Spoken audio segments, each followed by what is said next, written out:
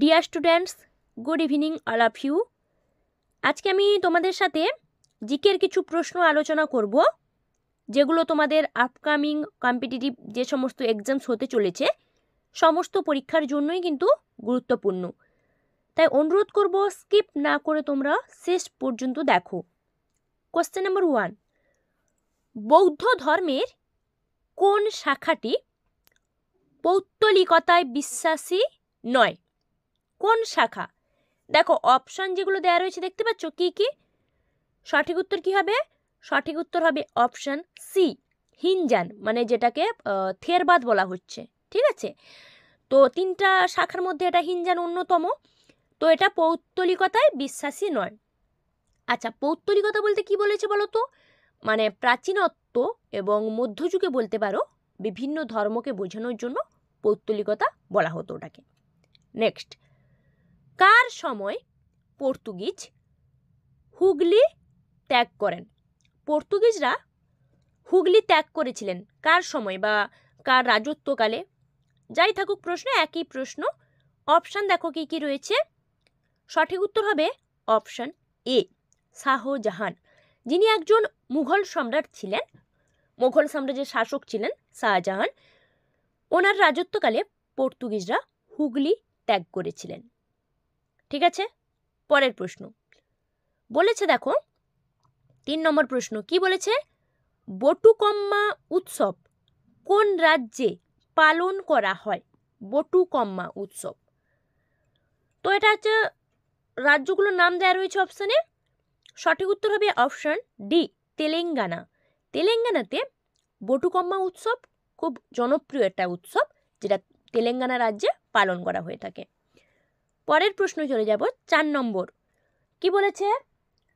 New York শহরের বিচারক হিসেবে নিযুক্ত হওয়া প্রথম ভারতীয় মহিলা। যিনি নিউ ইয়র্ক শহরের বিচারক হিসেবে নিযুক্ত হয়েছিলেন, ভারতীয় মহিলা কে? সঠিক উত্তর হবে অপশন এ, মিসেস রাজা রাজেশ্বরী। উনি একমাত্র ভারতীয় মহিলা যিনি প্রথম নিউ ইয়র্ক শহরের বিচারক হিসেবে নিযুক্ত হয়েছিলেন। পরের প্রশ্ন 5 নম্বর প্রশ্ন কি বলেছে দেখো? বলেছে পাখি বাদুড় থেকে পৃথক কিসের অনুপস্থিতিতে? বাদুড় থেকে পৃথক মানে বাদুড়ও উঠতে পারে, পাখিও উঠতে পারে, তো বাদুড় আর পাখি সেম নয় কেন? সঠিক উত্তর হবে অপশন এ, ডায়াফ্রাম। ডায়াফ্রাম যেটা হচ্ছে মধ্যচ্ছদা বা একটা পেশি, যেটা মানে বুককে ধরো পেটের থেকে আলাদা করে রাখে, এরকম একটা পেশি, যেটা সাধারণত পাখিদের থাকে না, কিন্তু বাদুড় মূলত স্তন্যপায়ীদের থাকে। তো বাদুড়ের আছে, তাই জন্য ওটা পাখি আর বাদুড় আলাদা। নেক্সট, প্রথম ইঙ্গ শিখ যুদ্ধ কোন চুক্তির মাধ্যমে শেষ হয়? প্রথম ইঙ্গ শিখ যুদ্ধ যেটা হয়েছিল, কিন্তু কোন চুক্তির মাধ্যমে যুদ্ধের অবসান ঘটে? অপশান দেখো রয়েছে কি কি। সঠিক উত্তর হবে অপশন বি, লাহোর 1846। 1846-এ যে লাহোরের চুক্তি, ওই চুক্তির মাধ্যমে প্রথম ইঙ্গ শিখ যুদ্ধের অবসান ঘটে। পরের প্রশ্ন, গ্লোবাল জেন্ডার গ্যাপ রিপোর্ট কোন সংস্থা পেশ করে? দেখো সংস্থাগুলোর নাম দেওয়া রয়েছে অপশানে, তার মধ্যে গ্লোবাল জেন্ডার গ্যাপ রিপোর্ট যেটা কোন সংস্থা পেশ করে? সঠিক উত্তর কি হবে? সঠিক উত্তর হবে অপশান এ, WEF।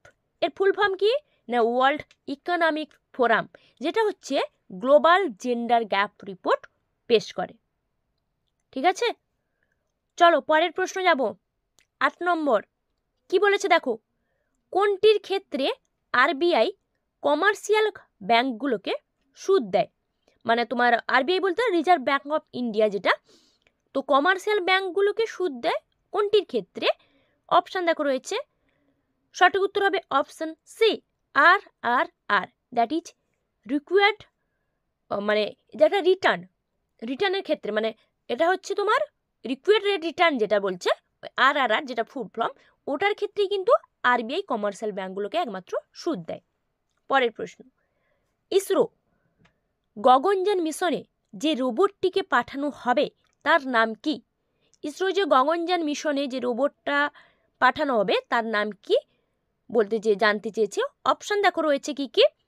সঠিক উত্তর হবে অপশান বি, বোম মিত্র। তাহলে রকেটটার নাম কি, রোবটটার নাম কি হচ্ছে বোম মিত্র, যেটা গগনযান মিশনে ইসরো মহাকাশ সংস্থা পাঠানো হবে মহাকাশে। পরের প্রশ্ন, স্পেশাল প্রোটেকশন গ্রুপ কবে প্রতিষ্ঠা করা হয়? স্পেশাল প্রোটেকশন গ্রুপ, দেখো অপশান দেখো কি কি রয়েছে, কত সালে বা কবে, একই প্রশ্ন। যেটা হচ্ছে একটা স্পেশাল প্রোটেকশন গ্রুপ, যেটা রক্ষা করে বা রক্ষাকর্তা যেটাকে বলা হচ্ছে, উত্তর হবে 1985 সালে। ঠিক আছে, মানে খুব স্পেশাল একটা প্রোটেকশন গ্রুপ, যেটা স্পেশালি প্রতিষ্ঠা করা হয়েছিল 1985 সালে। পরের প্রশ্ন, জলের নিচে শব্দ পরিমাপ করার জন্য কোনটি ব্যবহার করা হয়? জলের নিচে যে শব্দ পরিমাপ করা হয় তার জন্য কোনটা ব্যবহার করা হয়? কোন যন্ত্রের সাহায্যে পরিমাপ করা হয়? অপশান দেখো রয়েছে, সঠিক উত্তর হবে হাইড্রোফোন। হাইড্রোফোন যন্ত্রের সাহায্যে জলের যে গভীরে বা নিচে বলতে পারো শব্দ পরিমাপ করা হয়। পরের প্রশ্ন হবে অপশান বলে দিলাম, 12 নম্বর প্রশ্ন, সর্বভারতীয় ম্যালেরিয়া গবেষণাগার কোথায় অবস্থিত? যেটা হচ্ছে তোমার বলা হচ্ছে all India malaria research centre, যেটাকে বলা হচ্ছে তোমার কোথায় অবস্থিত, কোন শহরে জানতে চেয়েছে। অপশান দেখো কি কি রয়েছে, সঠিক উত্তর হবে অপশান এ, নিউ দিল্লিতে অবস্থিত, যেটা হচ্ছে সর্বভারতীয় ম্যালেরিয়া গবেষণাগার, নিউ দিল্লিতে। পরের প্রশ্ন যাব, 13 নম্বর প্রশ্ন, কি বলেছে দেখো, সঙ্গীত অনুষ্ঠানের জন্য তৈরি হল ঘরের, মানে যে হল ঘরের সঙ্গীত অনুষ্ঠান হবে, মানে কোনো একটা সঙ্গীত বলো গান বলো পারফর্ম করা হবে, যে হল ঘর তৈরি করা হয়েছে, ওই হল ঘরের দেয়ালের শব্দ কি হবে?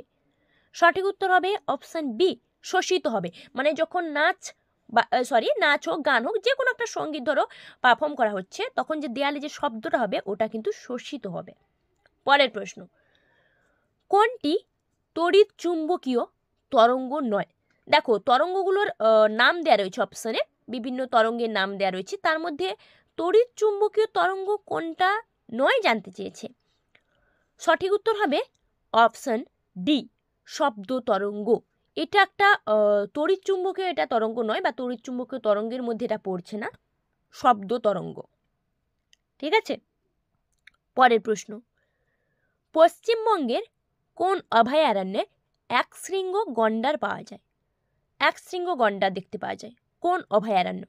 দেখো কি কি দিয়েছে অপশানে, দেখতে পাচ্ছ, কোন অভয়ারণ্যে একশৃঙ্গ গন্ডার পাওয়া যায়?